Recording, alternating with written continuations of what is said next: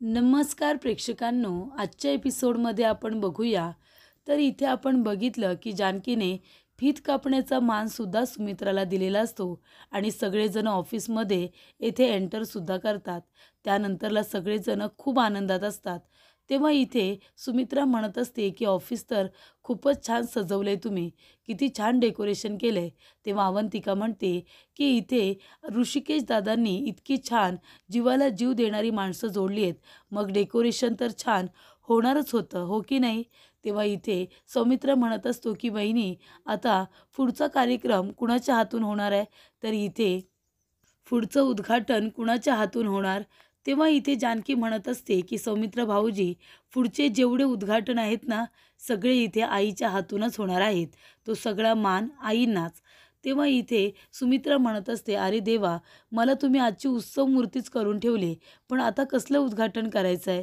तेव्हा जानकी म्हणत असते, आई, आपण आहे ना एक ॲप लॉन्च केला आहे आणि जो ॲप लॉन्च केलेला आहे, तो ॲप ज्यांनी स्पॉन्सर केलं आहे ना, त्या लोकांसाठी आपण एक ॲड केली आणि ती ॲड आपण केली आहे, ती तुम्हाला इथे आता दाखवायची आहे. तर या स्क्रीनवरती आपण सगळेजणं ती बघणार आहोत. तेव्हा इथे सुमित्रा म्हणत असते, ठीक आहे. अगं पण मी काय म्हणते, आता सगळा मान मला कशाला? ही सगळी तयारी तू केली आहेस की नाही जानकी? तेव्हा आता हा मान तुझा. हो की नाही ऋषिकेश? बरोबर बोलते ना मी? तेव्हा ऋषिकेश काहीच बोलत नाही. तो गप्प उभा असतो. जानकी म्हणते, नाही आई, मला मान नको आहे. तुम्ही हा मान स्वीकारलात ना, तर माझा मान राहील. तेव्हा तुम्ही आता लगेचच उद्घाटन करा बरं. त्यानंतर प्रेक्षकांनो, इकडे सयाजी विखे पाटील आपल्या माणसाची वाट बघत असतो. तेवढ्यातच त्याचा माणूस आलेला असतो. सयाजी विखे पाटील म्हणतो, काय मग, झालं का काम? तेव्हा त्याचा माणूस म्हणतो, हो, काम तर झालेलं आहे. मी आपल्या माणसाला तिथे ऑफिसमध्ये पाठवलं होतं.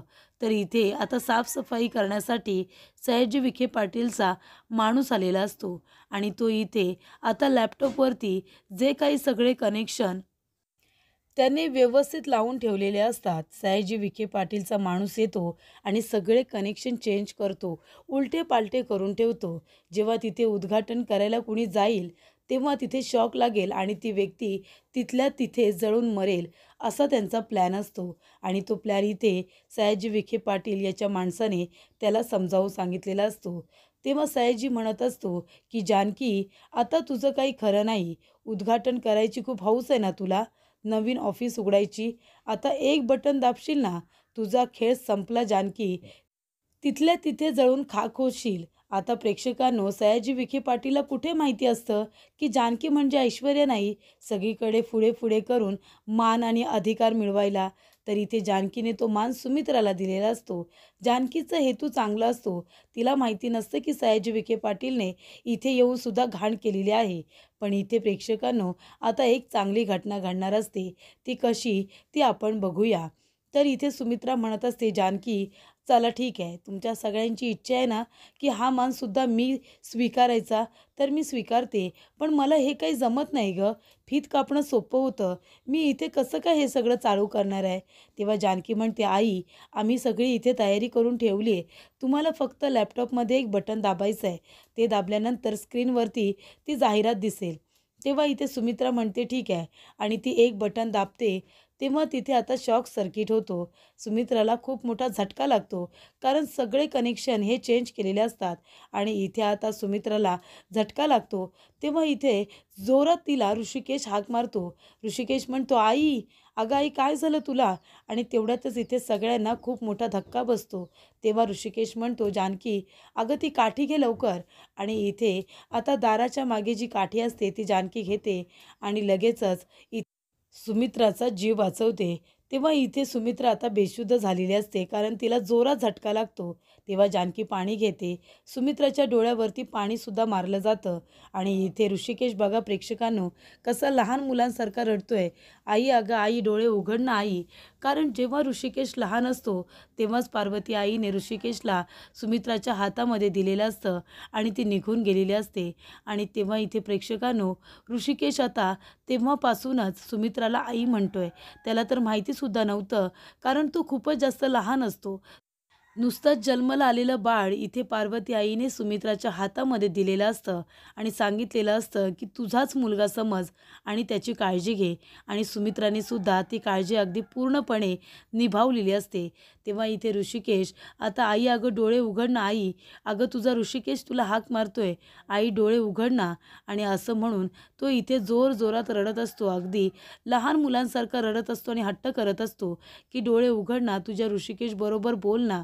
तेव्हा इथे आता सुमित्राच्या कानावरती ऋषिकेशचा आवाज पडतो, तो तिला आई अशी हाक मारतो. तेव्हा इथे सुमित्रा शुद्धीवरती येते. तेव्हा ऋषिकेश म्हणतो, आई तू ठीक आहेस ना, तुला काही झालं तर नाही ना, तुला बरं वाटतंय का, डॉक्टरांना बोलू का. तेव्हा सुमित्रा म्हणते, मी ठीक आहे रे, म्हणजे मला इथे झटका लागला आणि मी पूर्ण सुन्न झाले, माझ्या डोळ्यावरती काळोख आला आणि मी इथे पडले, मला काहीही माहिती नाही आहे त्याच्यानंतरचं. पण इथे माझ्या मुलाचा आवाज माझ्या कानावरती पडला, आई अशी हाक मारलीस ना, तेव्हा मी शुद्धीवरती आले, आता मला बरं वाटते, माझा ऋषिकेश मला परत मिळाला, अजून मला काय पाहिजे. माझे कान आसुसले होते आई अशी हाक ऐकण्यासाठी आणि तुझ्या तोंडून ती आई अशी हाक ऐकली, आता मी भरून पावले. तेव्हा इथे सौमित्र म्हणत असतो, देशमुख हे सगळं काय आहे, इथे शॉक कसा काय लागला. तेव्हा इथे देशमुख म्हणतो, माहिती नाही सर, पण आम्ही तयारी तर व्यवस्थित करून ठेवली होती. तेव्हा ऋषिकेश म्हणतो, देशमुख एकदा तुम्हाला क्रॉस चेक करता येत नाही का, आता माझ्या आईच्या जीवावरती बेतलं असतं, जर माझ्या आईला काही झालं असतं ना तर.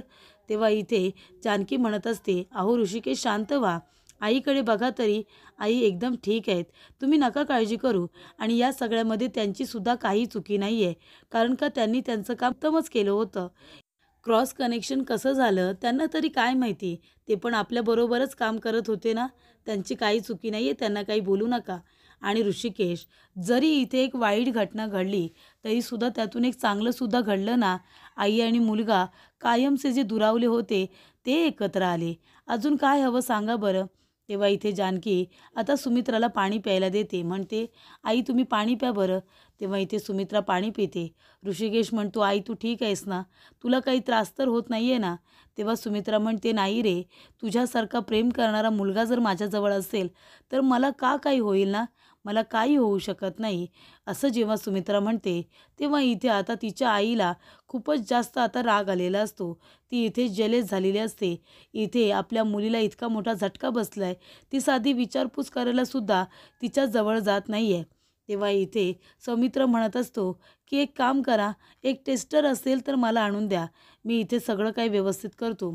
तेव्हा इथे आता टेस्टर घेतला जातो, तो सगळीकडे चेक करत असतो की कनेक्शन सगळे ठीक आहेत ना, चालू आहेत ना. आणि तो ज्या नको असलेल्या वायरी तिथे ज्या एक्स्ट्राच्या लावलेल्या असतात त्या सयाजीच्या माणसाने त्या सगळ्या काढल्या जातात आणि फक्त जे सिंगल कनेक्शन असतं ते जॉईंट केलं जातं. त्याच्यामुळे इथे आता व्यवस्थितरित्या उद्घाटन होणार असतं. तेव्हा सुमित्रा म्हणत असते की चला, इथे आता जेव्हा सौमित्र म्हणतो की आता मी सगळं ठीक केलं आहे, आता लाईन व्यवस्थित आहे, तेव्हा इथे सुमित्राला पुन्हा उद्घाटन करण्यासाठी जानकी सांगायला घाबरते. पण इथे सुमित्रा म्हणते की तुमच्या सगळ्यांची इच्छा आहे ना की मी उद्घाटन करावं, मी करणार आहे, मी आता घाबरत नाही आणि तुम्हीसुद्धा घाबरू नका. तेव्हा इथे सुमित्रा बटन चालू करते. तेव्हा इथे जानकी एंटरप्राइजेस आणि त्यांनी लॉन्च केलेला ॲप, त्याचबरोबर इथे केलेली जाहिरात ही स्क्रीनवरती दिसते. ती बघितल्यानंतर सगळेजण खूप जास्त आनंदात टाळ्या वाजवायला लागतात. सुमित्रासुद्धा खुश होते, अवंतिका, सौमित्रसुद्धा. त्याचबरोबर प्रेक्षकांनो, इथे ऑफिसमधला आता सगळा कार्यक्रम व्यवस्थित पार पडल्यानंतर आजी आता अपडेट देण्यासाठी ऐश्वर्याला आलेली असते. आग लावण्याचं काम आजीसुद्धा काही सोडायला तयार नसते. इथे ऐश्वर्याने इतक्या वेळा तोंडावरती पाडलं, इतका अपमान केला, तरीसुद्धा आजी काही ऐकायला तयार नाही. ते ऐश्वर्या काय तिला देते वेगळं काही माहिती नाही. आजीलासुद्धा ह्या वयेत मान पान नको आहे, तिलासुद्धा अपमानच हवा आहे. त्यानंतर इथे आता आजी येते आणि म्हणत असते की सुमित्राला इथे खूप मोठा शॉक लागला, झटका लागला, ती खाली पडली होती माहिती आहे का. तेव्हा इथे आता सारंग खूपच जास्त टेन्शनमध्ये येतो. तो म्हणतो, काय, आईला शॉक लागला होता, आई ठीक आहे ना, आता बरी आहे ना. तेव्हा इथे त्याची आजी म्हणते, हो ती आता बरी आहे, काळजी करण्यासारखं काही नाही आहे. तेव्हा सारंग म्हणतो की ऐश्वर्या मी जातो, आईला बघून येतो, मला तिची काळजी वाटते. तेव्हा इथे आता आजी म्हणत असते, अरे तू कशाला जातोयस आता, तू काळजी करू नकोस, तिची काळजी करण्यासाठी तिचं श्रावण बाळ आहे ना, तेव्हा इथे ऐश्वर्या म्हणते श्रावणबाळ म्हणजे? तेव्हा आजी म्हणते अगं श्रावणबाळ म्हणजे ऋषिकेश. तेव्हा इथे आजी म्हणते की ऋषिकेशने इथे सुमित्राला आई अशी हाक मारली. जेव्हा सुमित्राला झटका लागला ना, तेव्हा इथे ऋषिकेश खूपच जास्त कासावीस झाला. तो रडायला लागला. आई आई अशी हाक मारायला लागला आणि ते शब्द तिच्या कानावरती पडले आणि ती शुद्धीवरती आली. ऋषिकेशने तिचा जीव वाचवला. जानकीने सगळा मान सुमित्राला दिला. फीत कापण्यापासून ते उद्घाटनापर्यंत सगळा मान तिने तिला दिला. तेव्हा ऐश्वर्या म्हणते की अच्छा, म्हणजे त्या जानकीसाठी जे जाळं मी टाकलं होतं त्याच्यामध्ये सुमित्रा अडकली. ही जानकी आहे ना नेहमीच वाचत असते. त्यानंतर इथे आता घडलेला प्रकार सुमित्रा नानांना सांगते. ती म्हणते अहो मला झटका लागला, पण आपल्या ऋषिकेशने माझा जीव वाचवला. तो आई आई अशी हाक मारत होता. ते शब्द माझ्या कानावरती पडले आणि मी शुद्धीवरती आले. तेव्हा इथे जानकी म्हणत असते नाना, म्हणजे इथे आता आई आणि मुलामध्ये जे काही अंतर निर्माण झालं होतं, या निमित्ताने ते अंतर पूर्णपणे कमी झालं. पुन्हा एकदा आई आणि मुलगा एकत्र आलेले आहेत असं ती म्हणते. तेव्हा इथे आता ऋषिकेश म्हणत असतो की नाना मला माफ करा, मी तुमच्यावरती रागवलं होतो म्हणून इथे आलो नाही, पण मला तुमची काळजी नेहमीच वाटत होती. कसे आहात तुम्ही? ठीक आहात ना? तुम्हाला बरं वाटतंय ना? आता पुन्हा असं होणार नाही. मी तुमच्यावरती रागवलं होतो पण आता नाही. आता माझ्या मनातून राग कायमचा निघून गेलेला आहे. तेव्हा इकडे नाना म्हणत असतात की ये माझ्याजवळ बस ये. आणि नाना आता ऋषिकेशला मिठी मारतात, आपल्या जवळ घेतात. तेव्हा इथे ऋषिकेश म्हणतो नाना काळजी करू नका, आपल्या घरामध्ये जे काही घडत चाललेलं आहे ते सगळं आता बंद होईल. तुम्ही इथे कुणाच्या तरी दबावाखाली येऊन तुम्ही आपल्या जानकीवरती खोटा आरोप केलात की तिने तुम्हाला धक्का दिला. मला माहिती आहे हे तुम्ही मनापासून नाही बोललात आणि आता ते सगळं ठीक करण्यासाठी तुमचा ऋषिकेश आलाय ना, मी सगळं काही ठीक करेन. तुम्ही अजिबात काळजी करू नका. आपलं घर पहिल्यासारखं होईल, आपली हॅप्पी फॅमिली पहिल्यासारखी होईल. तेव्हा इथे आता आपल्या रणदिवे कुटुंबाच्या कोर्टामध्ये हा चांगला निकाल लागलेला आहे असं अवंतिका म्हणते. तेव्हा इथे सौमित्र म्हणत असतो की आता सगळं काही चांगलंच होणार आहे. तेव्हा जानकी इथे उभी असते. सुमित्रा म्हणत असते की हे सगळं जानकीमुळे घडले, कारण जानकी आपलं घर व्यवस्थित बांधून ठेवत असते. आता जर इथे पार्वती ताई असते ना, त्यांनासुद्धा खूप आनंद झाला असता. पार्वतीचं नाव घेतल्यानंतर नाना खूपच जास्त इमोशनल होतात. तेव्हा जानकी नानांकडे बघत असते आणि म्हणते मी एकटीने काही केलेलं नाही आहे. आपली सगळ्यांची जी एकी आहे ना, त्याच्यामुळे आपण सगळेजण एकत्र आहोत. माझ्या एकटीचं काही नाही आहे. तुम्ही सगळेजण तेवढेच महत्त्वाचे आहात. तुम्ही सगळेजण चांगले आहात म्हणून आज आपण एकत्र आहोत. त्यानंतर प्रेक्षकांनो इथे ऐश्वर्या आपल्या डॅडला फोन करते आणि म्हणत असते की डॅडा हे सगळं काय आहे? तो आपला डाव फसला. त्या जानकीला फसवण्याचा प्रयत्न केला होता. तिच्यासाठी मी सगळं हे जाळ टाकलं होतं. पण तुम्ही बघितलंत ना, त्या जानकीने तो मान त्या सुमित्राला दिला आणि सुमित्राला झटका लागला. पण ती सुमित्रासुद्धा वाचली. तेव्हा इथे सयाजी म्हणतो गचकली नाही ना? तेव्हा इथे ऐश्वर्या म्हणते ती कसली गचकती आहे? तिचा तो लाडका श्रावणबाळ आहे ना ऋषिकेश, ऋषिकेशने वाचवलं तिला. तिला आई आई अशी हाक मारली आणि तेव्हा तिचा जीव जाता जाता राहिला. तिच्या जीवात जीव आला. आपल्या मुलाने इतक्या महिन्यानंतर आपल्याला आई अशी हाक मारली तेव्हा तिचा जीव गेलेला परत आला डॅड. तेव्हा इथे सयाजी विखे पाटील म्हणतो की ह्या जानकीला आपण जेवढ्या वेळा मात देण्याचा प्रयत्न करतोय तेवढ्या वेळा तीच आपल्याला तोंडावरती पाडते, तीच आपल्याला हरवते. आता करायचं तर काय करायचं? कसं काय आपण तिला मात द्यायची?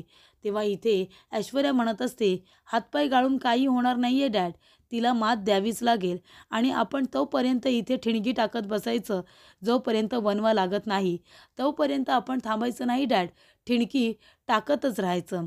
त्यानंतर इथे जानकी ऋषिकेशला मिठी मारते आणि म्हणत असते की ऋषिकेश मी मी आज खरंच खूप खुश आहे. तुम्हाला माहिती आहे ना, बघितलंत ना तुम्ही आज आईना आई अशी हाक मारली आणि म्हणूनच आईंच्या जीवात जीव आला आणि आई लवकर उठल्या, त्या शुद्धीवरती आल्या फक्त तुमच्यामुळे. तुम्ही आईंना आई अशी हाक मारलीत की नाही? पार्वती आईंनासुद्धा तुम्ही पहिली आई अशी हाक मारलेली नाही आहे, ती हाक तुम्ही सुमित्रा आईंना मारलीत. तेव्हा इथे ऋषिकेश म्हणत असतो अगं पार्वती आईला आई अशी हाक मारायला मी तिला बघितले तरी कुठे? मी जन्माला आलो आणि त्याच्यानंतरला पार्वती आईने सुमित्रा आईच्या हातामध्ये मला दिलं आणि ती कुठेतरी निघून गेली. ती परत त्यांच्या आयुष्यामध्ये पुन्हा आलीच नाही. मला तर ते आठवतसुद्धा नाही आहे. मी तिला बघितलेलंच नाही. जेव्हा मी इथे आता शहाणा झालो, जेव्हा मी जाणता झालो तेव्हापासून सुमित्रा आईच माझी आई आहे असं मला वाटत होतं.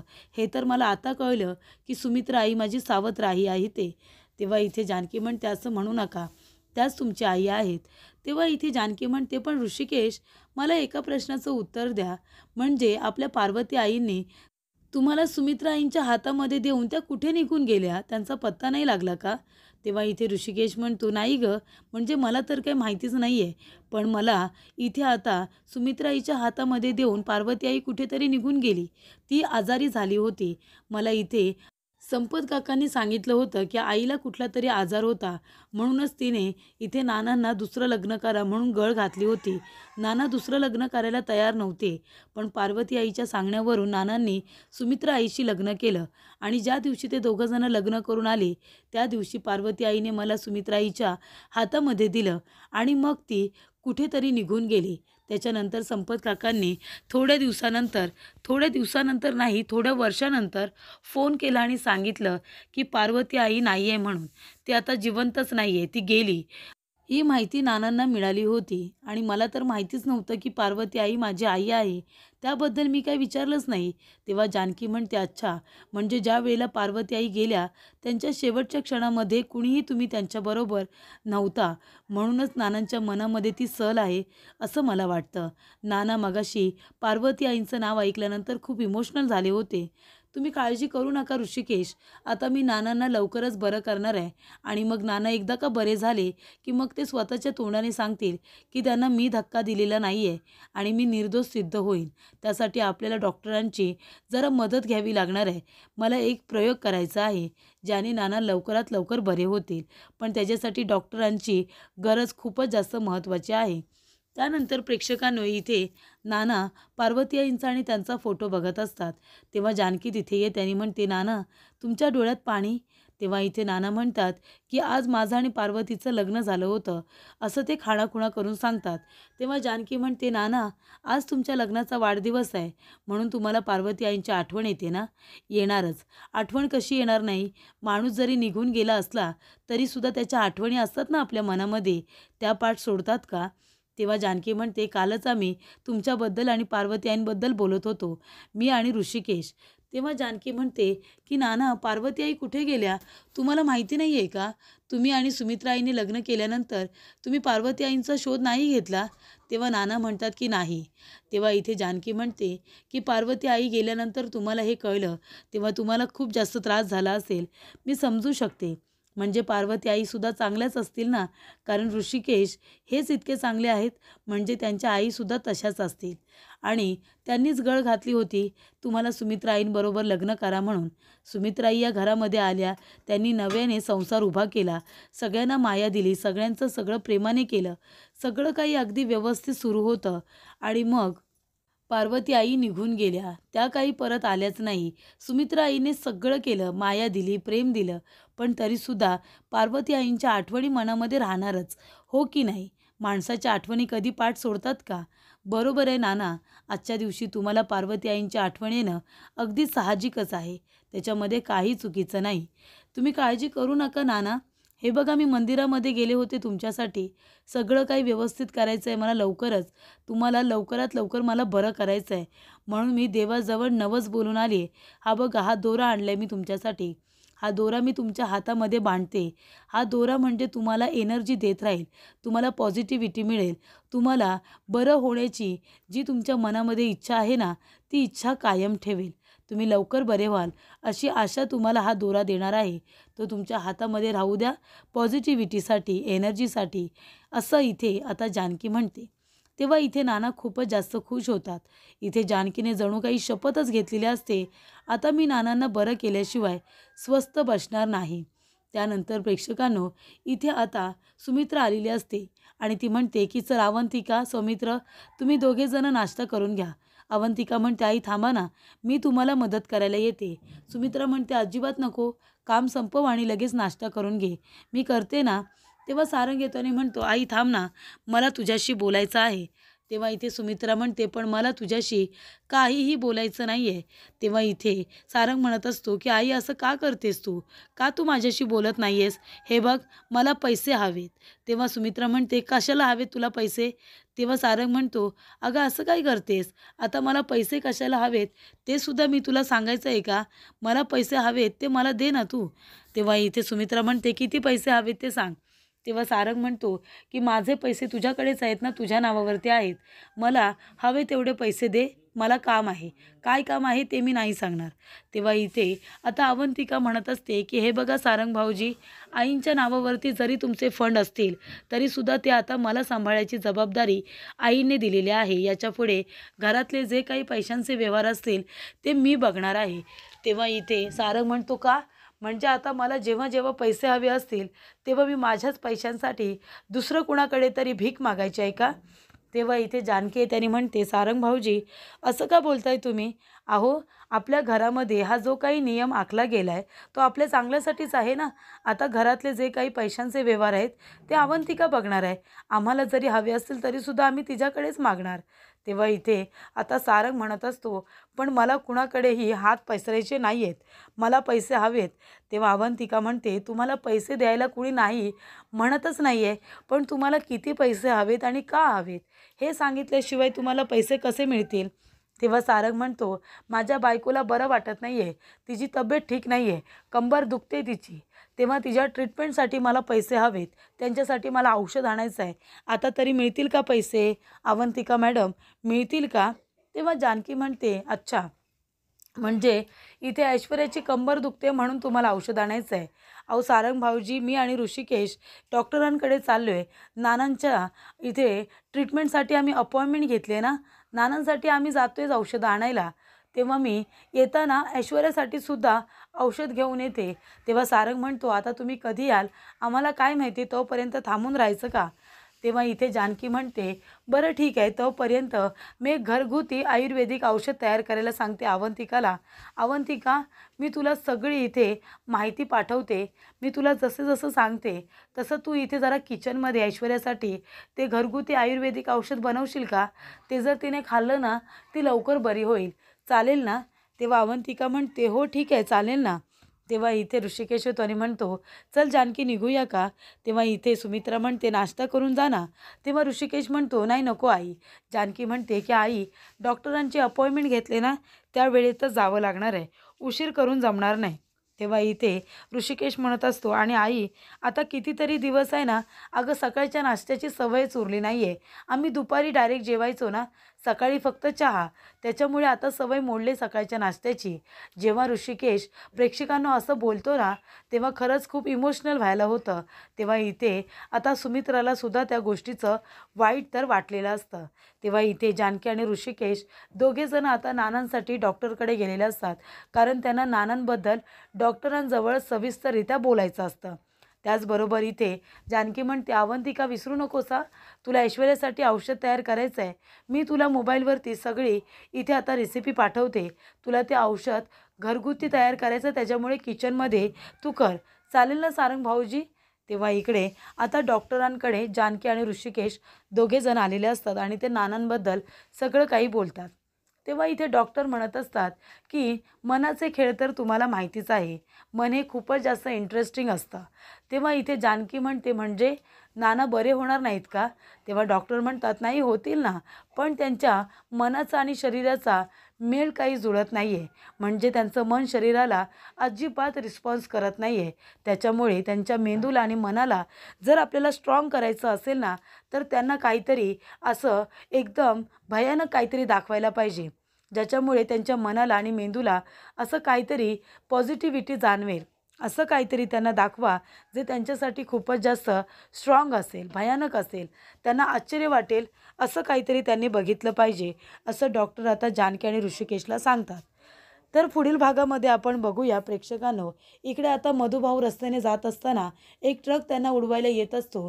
तेव्हा जानकी येते आणि मधुभाऊंना वाचवते, त्यांना बाजूला करते. त्यानंतर इथे आता सायली येते आणि म्हणते की जानकी, मधुभाऊंच्या जीवाला धोका आहे. काही दिवस मधुभाऊ तुझ्या इथे राहू शकतात का? तेव्हा जानकी म्हणते, अगदीच मधुभाऊ हवे तेवढे दिवस इथे राहू शकतात. मी त्यांची मुलगी आहे ना, मी त्यांची काळजी घेईन. तुम्ही दोघेजण निर्धास्त होऊन ही केस लढा. त्याच्यानंतर ऐश्वर्या म्हणत असते की स्वतःच्या बापाला सोडून दुसऱ्याच्या बापाला घरामध्ये ठेवते ना, आता बघ घरातल्या तुझ्या वडिलांची कशी वाट लावते ती. तेव्हा इथे ठरलं तर मग असं म्हणत असताना इथे आता जानकी आणि त्याचबरोबर सायली दोघीजणी एकमेकींना मिठी मारतात. त्या दोघीजणी अनाथ आश्रमामध्ये सोबत वाढलेल्या असतात. त्या दोघींमध्ये खूप जास्त प्रेम असतं, अंडरस्टँडिंग असते. आणि जेव्हा इथे ऐश्वर्या प्लॅन करत असते तेवढ्यातच इथे जानकी आणि सायली तिला बघायला तिथे येतात.